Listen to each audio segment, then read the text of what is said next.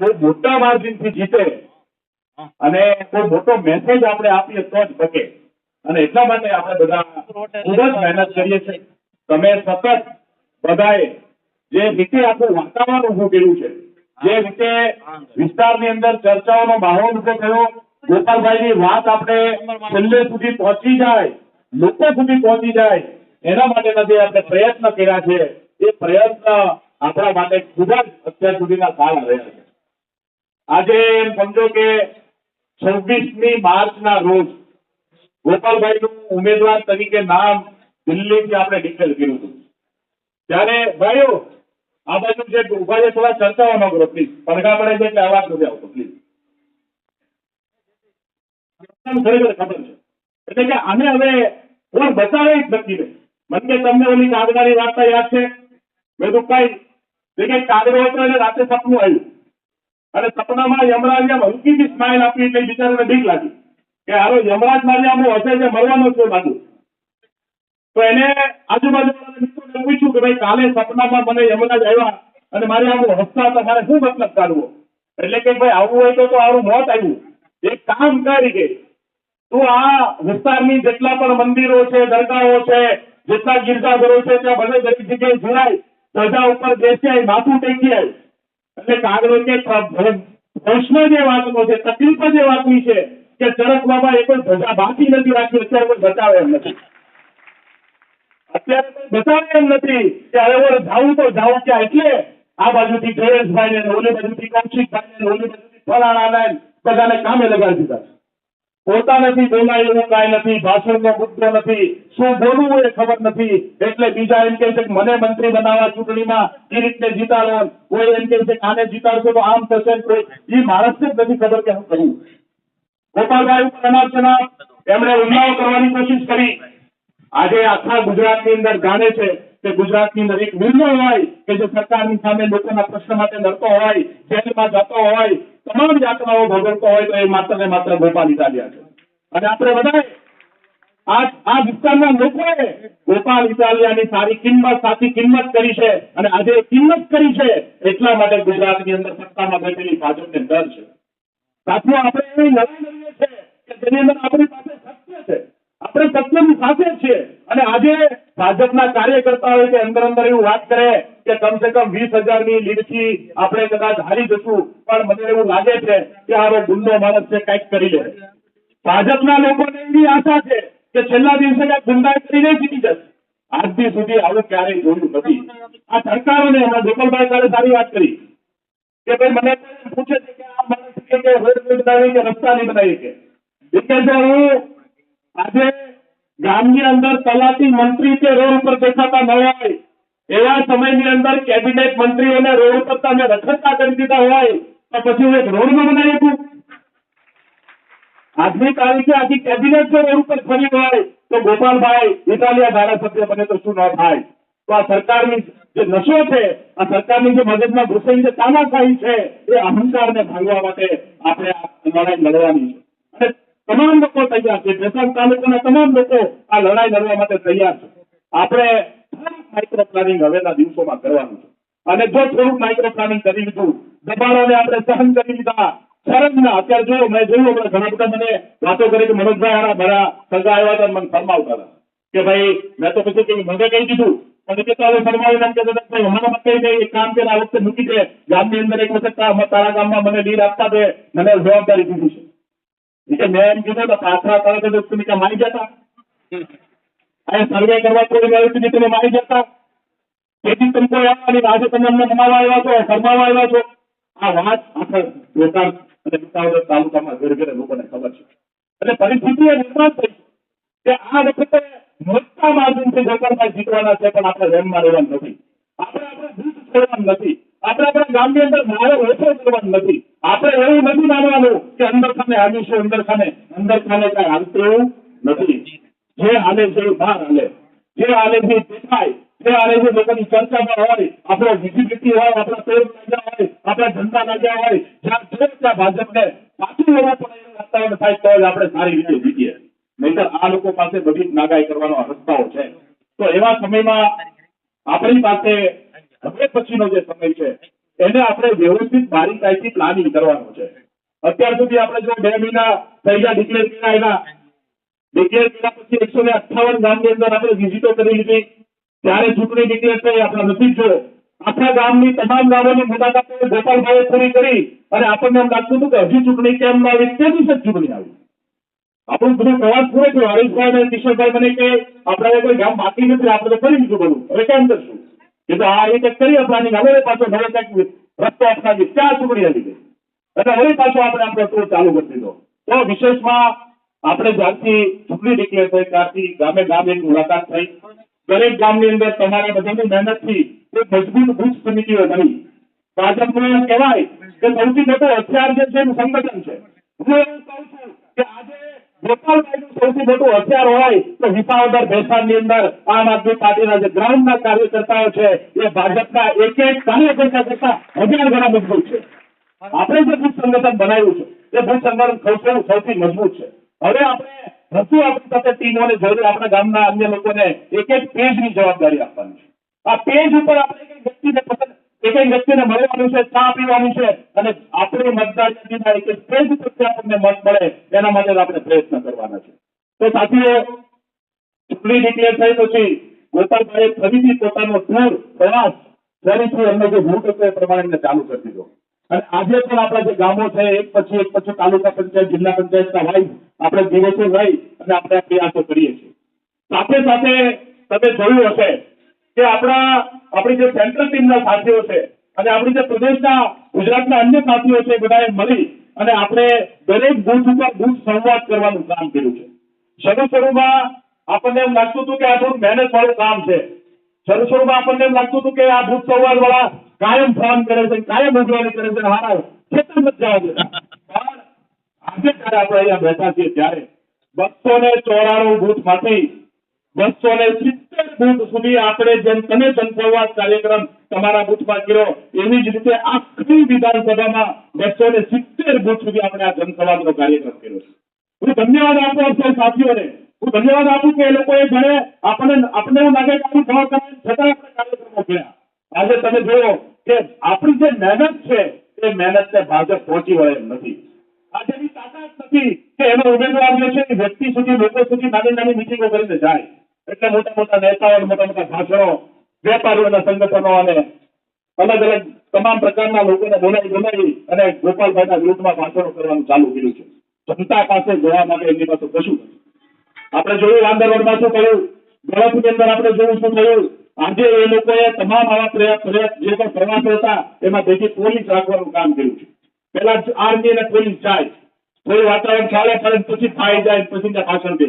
આવું કામ એમને કરવું પડે છે. કે આજે બીજો સારા કામ કર્યા હોય તો આજે સરકાર હોય અને એ સરકારની પોતાની સહાનુભૂતિ હોય, સરકારે કામ કર્યા હોય તો એને મત માંગવા ન જાય. એવા પરિસ્થિતિમાં આપણે જે આ બુથ સંવાદનું કામ કર્યું એ બુથ સંવાદના કામથી આપણે એક એક ઘર સુધી, લોકો સુધી પહોંચ્યા છે. હવે પછીનો જે કાર્યક્રમ છે એ કાર્યક્રમ આપણા માટે બહુ મહત્વનો છે અને એટલા માટે આપણે ભેગા થયા છે કે હવે પછીના કાર્યક્રમમાં આપણે કઈ પણ કચાશ ન રહે અને આપણી વધારે મજબૂતીથી પ્રચાર થાય, વધારે મજબૂતીથી આપણે ઘર ઘર સુધી જઈએ અને મતોનો ફાળો થાય. ગોપાલભાઈએ પૈસા નથી માંગ્યા, ગોપાલભાઈ પાસે પૈસા નથી, આપણે ક્યાંય ઉઘરાણા નથી કર્યા. આપણે લોકોના મત પાસે જઈ અને મતનો ફાળો કરવાનો છે. ગામે ગામ કેટલા મત મળશે, કઈ બૂથ ઉપર કેટલા મત મળશે એનો આપણે લોકોની સાથે મળી બેસી પ્લાનિંગ કરવાનું. આપશો કે નહીં, આપણને મત મળશે કે નહીં એવી આપણે પૂછવા જવાનું છે બધાને. તો આ જે હવે પછીનું જે અભિયાન છે એ અભિયાનને આપણે નામ આપ્યું છે મહાજનસંપર્ક અભિયાન. એટલે કે આપણે તમામ લોકો સૌએ તમારા બૂથની અંદર આપણી પાસે જે સ્લીપો છે, સ્લીપોની કીટો આવી ગઈ છે, સ્લીપો વેચવા જવાની છે. સ્લીપની સાથે એના ઘર ઉપર સ્ટીકર મારવાનું છે. આપણા ઘરે તમામ ઘર ઉપર એક એક પત્રિકા આપવાની છે. ફેસ અને ટોપી પહેરીને આપણે આખું ગામ જે છે ફરવાનું છે. તમારી પાસે તમારા બૂથ ઉપર આપણી પાસે જે આપણા પ્રદેશના પદાધિકારીઓ છે અને આપણી પાસે જે આપણા અહીંના જે સેન્ટ્રલ ટીમના સાથીઓ છે એ લોકો વચ્ચે આવશે. એક એક વ્યક્તિ તમારી સાથે આવશે. આપણી સ્લીપોને આપણે જેવી રીતે વિતરણ કરીએ છીએ એવી રીતે આપણે એને પહેલા અલગ કરવાની છે અને પછી એ સ્લીપો જે છે ઘર સુધી પહોંચાડવાની છે. આગામી 4 દિવસની અંદર એટલે કે આજે 10 થી 11 થી લઈને 14 તારીખ સુધી આ 4 દિવસમાં લોકો એક એક ઘર સુધી પહોંચી જાય એટલા પ્રયત્ન આપણે કરવાના છે. અને એના માટેની કીટો તૈયાર છે, એટલે કીટો આ સાંજ સુધીમાં તમને મળી જશે. અને કીટમાં ટોપી છે, ખેસ છે, પત્રિકા છે, સ્ટીકર છે અને એક મતદાર યાદી, 2 મતદાર યાદી છે. એક મતદાર યાદીમાં આપણે ટીક મારવાનું છે કે આ મત આપણા છે. તમે અત્યારથી તે તમારા ગામમાંથી કેટલા મત કાઢશો ને એનો તમને તાળો મળી જશે.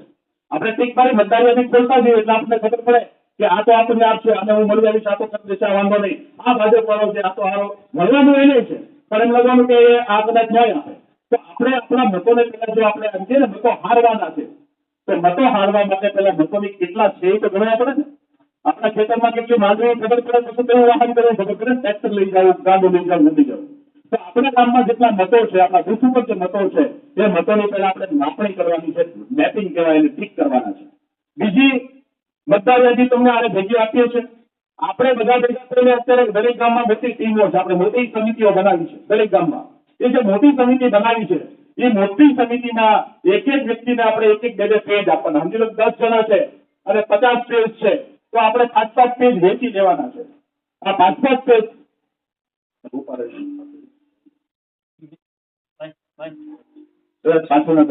બીજા જે 15-20 પન્ના છે, બીજા જે 15-20 ઘર છે એ ફલાણાભાઈ કરે, તો આપણું કામ વેચણી થઈ જાય એટલે બધાની તાકાત લાગે. મતદાનના દિવસે જો માહોલ આપણા ટેબલ ઉપર હશે, મતદાનના દિવસે આપણે મતોને લાવવાનું કામ કરતા હશું, તો આપણું જે મતદાન છે વધશે. મતદાનને આપણે વધારવું પડશે. મતદાન ઓછું થશે તો આપણને નુકસાન થશે. કેમ કે વરસાદનું વાતાવરણ છે, કેમ કે માહોલ એવો છે કે કદાચ મતદાન ઓછું થાય, અને જો મતદાન ઓછું થાય તો આપણને નુકસાન જાય. આપણી વચ્ચે આપણા ગુજરાત પ્રદેશના પ્રભારી, દિલ્હીના ધારાસભ્ય ગોપાલ રાયજી જે પૂરું પાડે છે, એવા ગોપાલ રાયજી આપણી વચ્ચે ઉપસ્થિત છે. આપણે તાલીમના ગણનાથી સ્વાગત કરીશું. બોલો ભારત માતા કી, ભારત માતા કી જય જવાન, જય જવાન. ગોપાલ રાયજી આપણી વચ્ચે ઉપસ્થિત છે, એમનું આપણે હાર્દિક સ્વાગત કરીએ.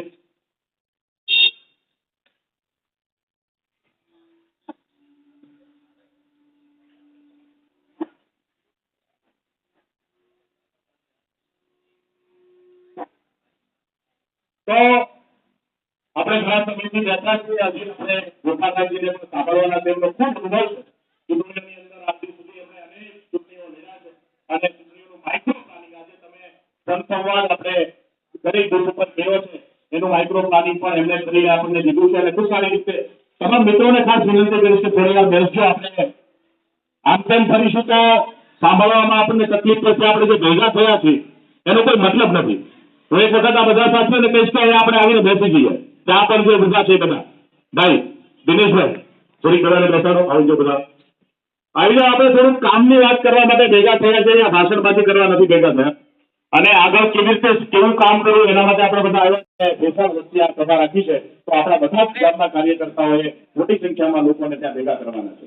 છેલ્લા દિવસે આપણે ચૂડાના જે કાર્યકર્તાઓ 17મી તારીખે આપણે જે ચૂડા ગામના કાર્યકર્તાઓ છે, ચૂડા જિલ્લા પંચાયત બેઠકના, એ ભેગા થઈ અને ચૂડાના તમામ ગામની અંદર બાઇક રેલી, સવારમાં વહેલી બાઇક રેલી 11 વાગે પૂરી થાય એવી રીતે બાઇક રેલીના ભાગરૂપે બધા કામ કરી લેવાના છે. એવી રીતે ભેસાણ કાર્યકર્તા, ભેસાણ ટીમના કાર્યકર્તાઓ છે એ પણ ભેસાણ ટીમની સાથે ફરી અને 17મી તારીખે પ્રચારનો છેલ્લો દિવસ છે ત્યારે એ છેલ્લા દિવસે આપણે ફરી લેવાનું છે.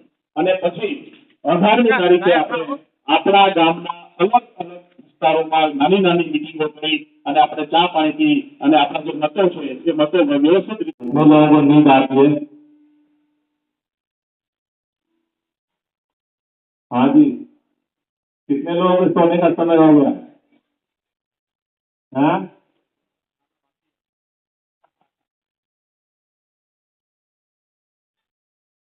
भूख लगी है?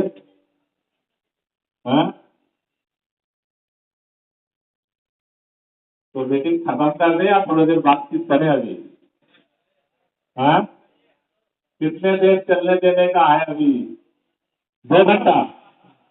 फिर सारे आपको बाद में पकड़ लेंगे, बोलते कि 2 घंटा तुमने बोला था। तो अभी खाना भी मिलेगा, सोने को भी मिलेगा, लेकिन मैंने सुना है कि पूरे विसावदर पहचान जुड़ा बड़ा मुट्ठी बांध लो और आवाज मेरे साथ नारा लगाना है, भारत मां का जयकारा घर तक आवाज पहुंचनी चाहिए। दोनों हाथ ऊपर कर लो और पूरी ताकत से बोलेंगे, भारत माता की जय! भारत माता की जय! इंकलाब जिंदाबाद इंकलाब जिंदाबाद वंदे मातरम वंदे मातरम। साथियों, वैसे तो विसावदर में राजस्थान जूनागढ़ ग्राम्य विधानसभा के अंदर चुनाव बहुत बार हुए, लेकिन हर बार चुनाव होता था। इस बार लड़ाई है। लड़ाई इस बार का चुनाव नहीं है। इस बार का चुनाव एक संघर्ष है, एक लड़ाई। किस बात की लड़ाई है? क्योंकि विधानसभा का चुनाव विसावदर के लोगों ने, भैंसाण के लोगों ने वोट देकर के अपना धारासभ्य बनाया था, यहां से जिताया था। फिर चुनाव की जरूरत क्यों पड़ गई? पूरे गुजरात के अंदर तो चुनाव नहीं हो रहा, भैंसाण के अंदर, चूड़ा के अंदर, विसावदर के अंदर, बनारस के अंदर इस विधानसभा में चुनाव नहीं हो रहा है, क्योंकि भारतीय जनता पार्टी ने, आपने जिसको धारासभ्य बनाया, भाजपा को इस बात की तकलीफ हुई कि विसावदर विधानसभा विस्तार के लोगों ने, जूनागढ़ के लोगों ने भाजपा का धारासभ्य नहीं बनाया, तो आप धारासभ्य को धारासभ्य नहीं रहने देंगे, दबाव और प्रभाव में इस्तीफा दिलवाया। इसलिए आपको अपमानित करने के लिए, यहाँ के लोगों के स्वाभिमान को नीचा दिखाने के लिए इस्तीफा दिलवा दिया। केवल इस्तीफा नहीं दिलवाया, पूरे गुजरात के अंदर पिछले 1.5 साल से एक विधानसभा है जहां धारासभ्य नहीं है। उस विधानसभा का क्या नाम है? कहाँ पर धारासभ्य 1.5 साल से नहीं है? क्यों नहीं है? कहीं भी अगर धारासभ्य इस्तीफा देता है तो वहां चुनाव होता है, नया धारासभ्य चुना जाता है और वो विकास के काम को आगे बढ़ाता है। 1.5 साल से यहाँ के धारासभ्य को इस्तीफा दिला करके चुनाव नहीं होने दिया गया। 1.5 साल से विसावदर का भैंसाण का विकास ठप पड़ा हुआ। कौन है इसका जिम्मेदार? इसलिए नहीं चुनाव कराने दिया गया कि चुनाव जब भी होगा फिर यहाँ वाले भाजपा को हराएंगे और अपना स्वाभिमान का झंडा ऊंचा उठाएंगे, इसलिए चुनाव नहीं होने दिया। लेकिन वो कहते हैं ना, एक के नाम का पहाड़ है, वो कहते हैं, एक कहावत है कि कभी न कभी वो तो पहाड़ के नीचे आता ही है।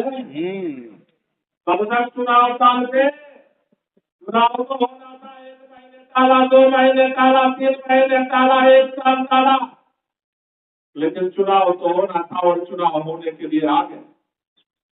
मैं वीडियो देख रहा था, भाजपा के यहाँ के प्रदेश के अध्यक्ष और केंद्रीय मंत्री साहब कल आए थे, परसों आप चुने कल आए थे, बोले ये हर्षपत्रा बढ़िया, इसलिए कांग्रेस छोड़कर भाजपा में आए कि विसावदर का विकास होगा। बोले भूपत बयाने इसलिए भाजपा में आ गए कि यहाँ विकास होगा। एक बार से पूछना है, अगर विकास के लिए तुम्हारी पार्टी में आए थे तो 1.5 साल हो गया, विकास कहाँ खो गया? कहाँ गया विकास?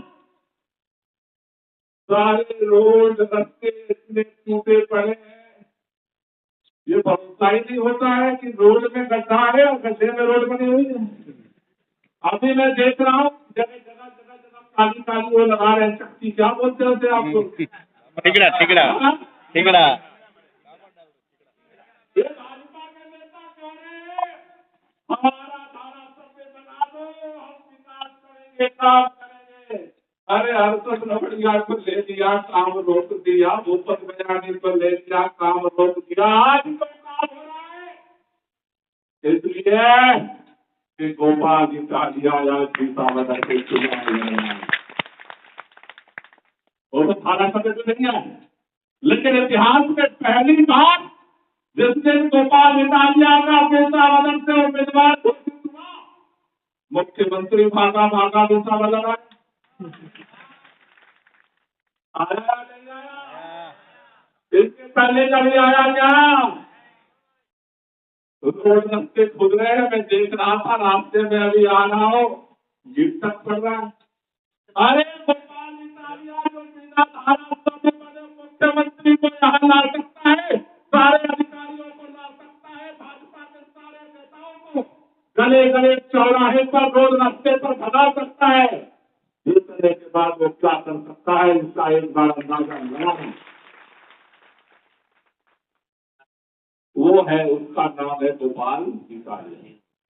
गोपाल इटालिया एक उम्मीदवार नहीं है, एक धारासभ्य नहीं है, पूरे गुजरात के अंदर जिसकी कोई आवाज नहीं उठाता, उसकी आवाज का नाम है गोपाल इटालिया। निर्भय हो करके न डरता है न झुकता है, फाइटर है, लड़ता है, उसका नाम है गोपाल इटालिया। भाजपा के लोगों में चर्चा थी। 31 तारीख को आप लोग भी आए थे, जब अरविंद केजरीवाल मान साहब आए थे पिशावर नामांकन पर्चा बनवाने गए थे ना, तो उस दिन जब मैं पिशावर में घूम रहा था तो कई भाजपा के लोग मिले, बोले अभी तो ये आम आदमी पार्टी वाले दौड़ गए, भाजपा का कैंडिडेट आने दो, फिर पता चल जाएगा। हम भी नए आदमी ज्यादा जानते नहीं थे, सोचे चलो देखते हैं कौन आता है, क्या होता है। 31 को नॉमिनेशन हुआ, 1 तारीख को रात में नाम घोषित के बेसावदन विधानसभा विस्तार से यहाँ से गिरीश पटेल भाजपा के उम्मीदवार हुए। कहा बोले लोग, बोले उनके पास बहुत पैसा है। मैंने कुछ लोगों से पूछा, भाई पैसा इतना कहाँ से आया? बोले कहाँ से आया? अरे सारा को बांध कर दिया सरकार, जितनी कमेटियां थी उनका। पहले ये बाइक पर चलते थे, अब इतना पैसा हो गया, कहाँ से आया? न तो तालुका का पंचायत जीता, न जिला पंचायत जीता, न धारासभ्य बना, और इतना पैसा आ गया कहाँ से आया? बोले पैसा वाला है, देखना 1 हफ्ते में चुनाव रख देगा। 1 तारीख बीता, 2 बीता, 3 बीता, 4 बीता, 5 बीता, 6 बीता, 7 बीता, 8 बीता, पूरे उनके लोग पूरे बीता वगैरह में, बहकाड़ में, चूड़ा में, बड़ाल में, बिन्ना में, डोंगरपुर में, सरसई में, कलसई में, सब छाल दिए, कुछ नहीं हुआ। लोग बोले भाई तू रोड रास्ते पे जितना झंडा लगाना है टांग दे, हमारे दिल में तो गोपाल इटालिया रहता है। जब सारा हिसाब किताब लगा लिया कि हम जीतेंगे नहीं, तो पहली बार यहाँ के चुनाव के इतिहास में भाजपा का कैंडिडेट यहाँ से भागा भागा भागा भागा भागा भागा भागा सूरत पहुंचा।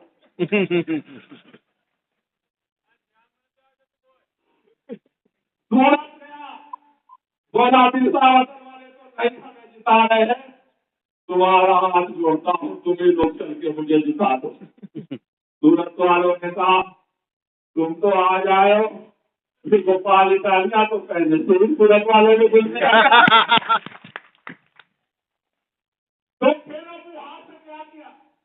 बोला भाई हमारी ताल नहीं गली, तो हमारे जो पाटिल साहब है वो सूरत के सांसद है, बोला अब तुम चलो बेहतर। वो पाटिल साहब कल वहां से फिर भागा भागा भागा भागा और पहचान आए, आपका हाथ जोड़ने, बोले भाई गलती मत मानो, हमने रवैया को तोड़ दिया, खरीद लिया, इसलिए किया विकास के लिए। भूपत बयानी को इसलिए 1.5 साल से इस्तीफा दिला के चुनाव नहीं होने दिया विकास के लिए। तो कल आए थे वो हाथ जोड़ने की, इस बार जो है हमारा धारासभ्य बना दो। लड़ेंगे जीतेंगे, लड़ेंगे जीतेंगे।